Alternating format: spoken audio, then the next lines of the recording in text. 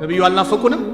ነገ በእጃቸው ሐውድ የሳቸውን ሐውድ መጠጣት ማይፈልጋል አለ እንዴ? ሁሉም ይፈልጋል አይደል? አንድ ቀን እኮ ናፍቀውን ተናገሩ። ወንድሞቼ ናፈቁኛ። ሱብሃንአላህ ሳዩን የናፈቁ ነብይ ረሱል አለይሂ ሰላቱ ወሰላም ፊዳከ አቢ ወኡሚ ያ ረሱላላህ ወንድሞቼ ናፈቁኛ። እኛ አይደለን እንዲያሉ ሰሃቦች። እናንተማ ባልደረቦቼ የኔ ሰሃቦች ናችሁ። ወንድሞች ምላችሁ እኔን ሳዩ በእኔ ያመኑብኝ ለወደፊት የሚመጡ ብለው ለሰሃቦች ተናገሩ።